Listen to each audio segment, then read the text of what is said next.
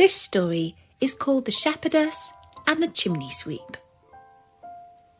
Have you ever seen a very old chest, black with age and covered with outlandish carved ornaments and curling leaves?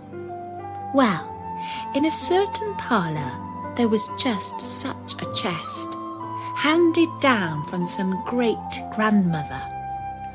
Carved all up and down it ran tulips and roses, odd-looking flourishes, and from fanciful thickets little stags stuck out their antlered heads. Right in the middle of this chest, a whole man was carved. He would make you laugh to look at him grinning away, though one couldn't call his grinning laughing. He had hind legs like goats, a little horn on his forehead, and a long beard. All his children called him General Headquarters, Hindquarters, Gives Orders, Front and Rear Sergeant, Billy Goat Legs. It was a difficult name to pronounce, and not many people get to be called by it.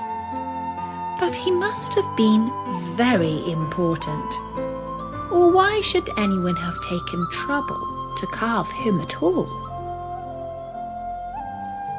However, there he stood, forever eyeing a delightful little china shepherdess on the tabletop under the mirror. The little shepherdess wore golden shoes and looped up her gown fetchingly with a red rose. Her hat was gold, and even her crook was gold. She was simply charming. Close by her stood a little chimney sweep, as black as coal, but made of porcelain too. He was as clean and tidy as anyone could be, because you see, he was only an ornamental chimney sweep.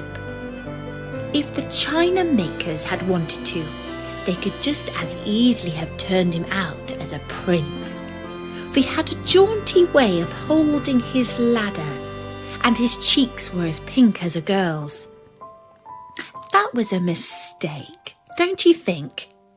He should have been dabbed with a pinch or two of soot.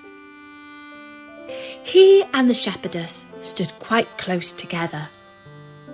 They had both been put on the table where they stood, and having been placed there, they had become engaged because they suited each other exactly. Both were young, both were made of the same porcelain, and neither could stand a shock. Near them stood another figure, 3 times as big as they were. It was an old Chinaman who could nod his head. He too was made of porcelain, and he said he was the little shepherdess's grandfather, but he couldn't prove it. Nevertheless, he claimed that this gave him authority over her. And when General Headquarters, Hindquarters, Gives Orders, Front and Rear Sergeant Billy Goat Legs asked for her hand in marriage, the old Chinaman had nodded consent.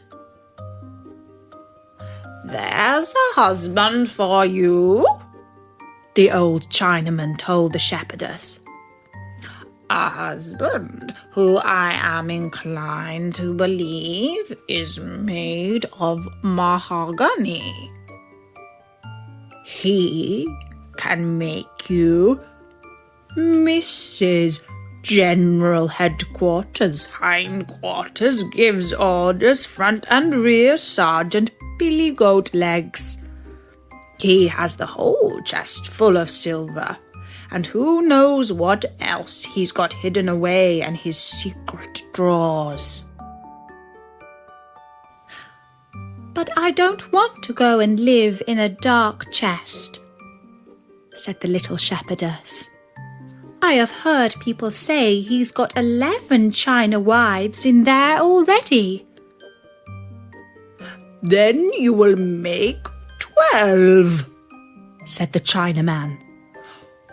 "Tonight, as soon as the old chest commences to creak, I'll marry you off to him, as sure as I am a Chinaman." Then he nodded off to sleep. The little shepherdess cried and looked at her true love, the porcelain chimney sweep. "Please, let's run away into the big wide world," she begged him, "for we can't stay here." "I'll do just what you want me to," the little chimney sweep told her. "Let's run away right now. I feel sure I can support you by chimney sweeping." "I wish we were safely down off this table," she said. "I'll never be happy until we are out in the big wide world." He told her not to worry and showed her how to drop her little feet over the table edge and how to step from one gilded leaf to another down the carved leg of the table. He set up his ladder to help her, and down they came safely to the floor.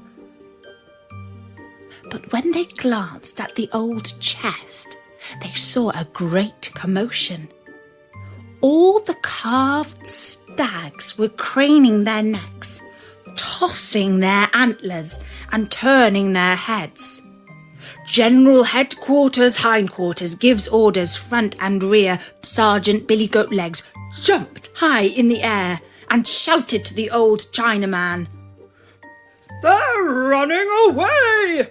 They're running away!" This frightened them so that they jumped quickly into the drawer of the window seat. Here they found 3 or 4 decks of cards, not quite complete, and a little puppet theatre, which was set up as well as it was possible to do. A play was in progress, and all the diamond queens, heart queens, club queens, and spade queens sat in the front row and fanned themselves with the tulips they held in their hands. Behind them, the knaves lined all up, showing that they had heads both top and at the bottom, as face cards do have. The play was about 2 people who were not allowed to marry, and it made the shepherdess cry because it was so like her own story. "I can't bear to see any more," she said.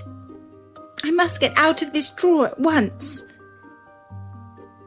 But when they got back to the floor and looked up at the table, they saw the old Chinaman was wide awake now.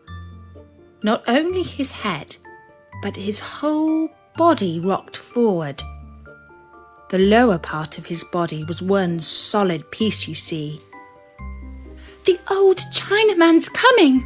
cried the little shepherdess, who was so upset that she fell down on her porcelain knees.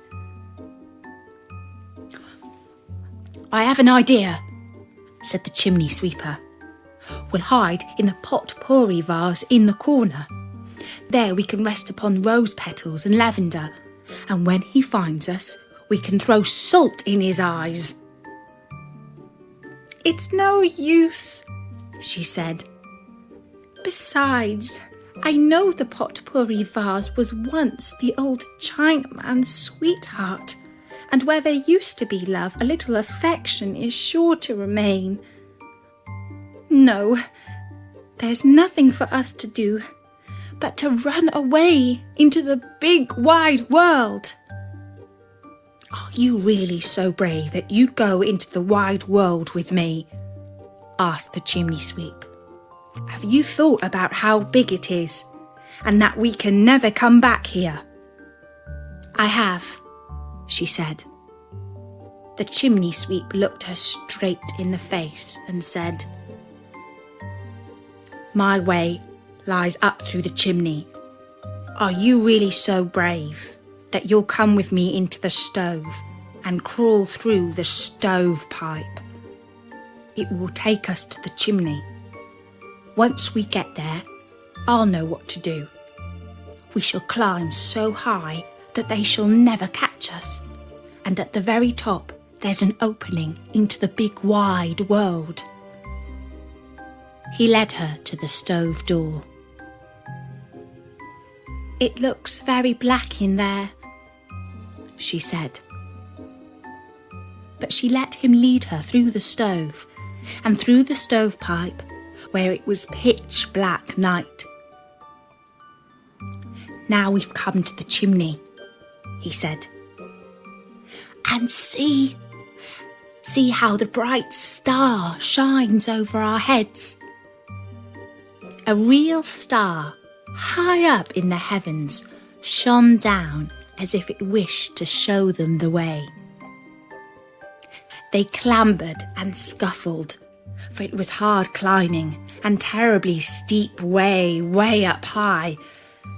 But he lifted her up, held her safe, and found the best little places for her porcelain feet. At last they reached the top of the chimney, where they sat down, for they were so tired, no wonder.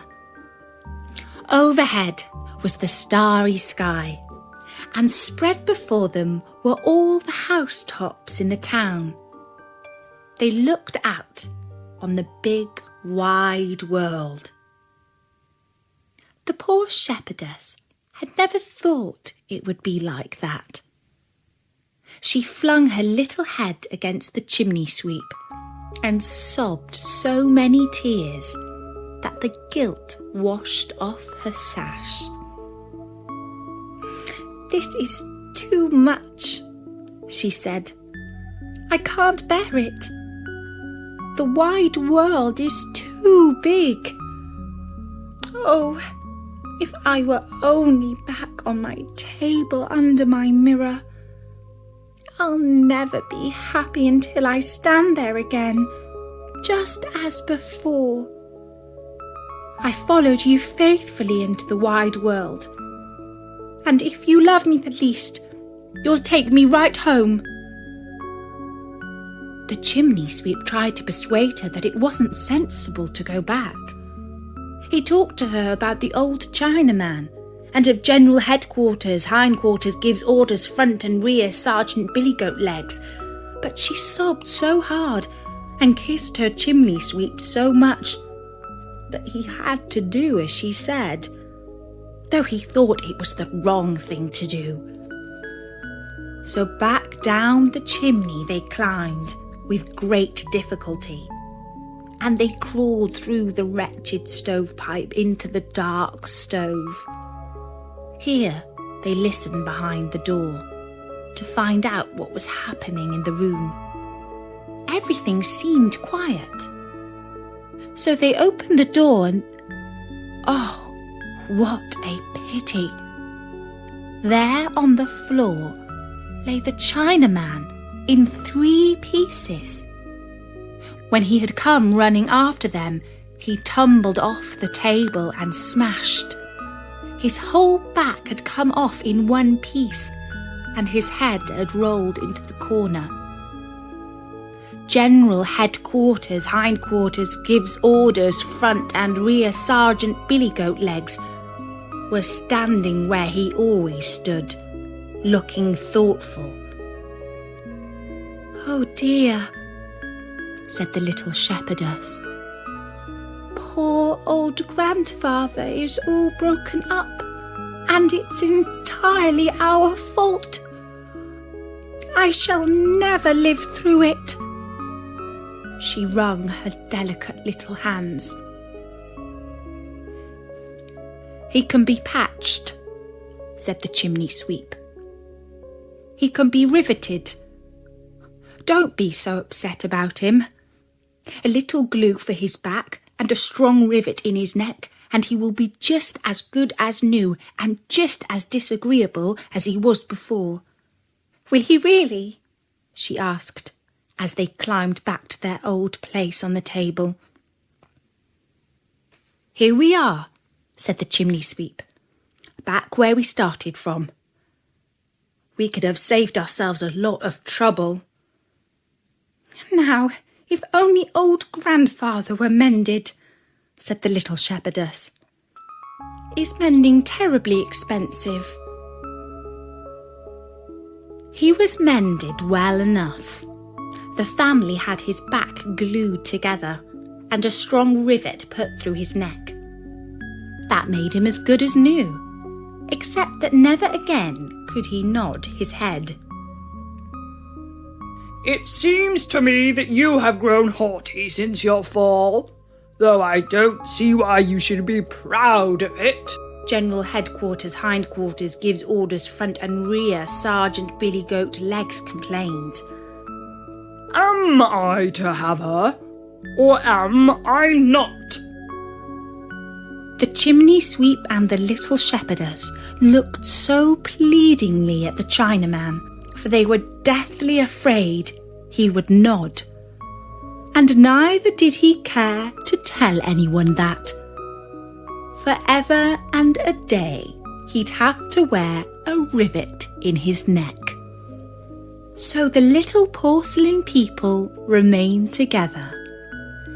They thanked goodness for the rivet in grandfather's neck, and they kept on loving each other until the day they broke.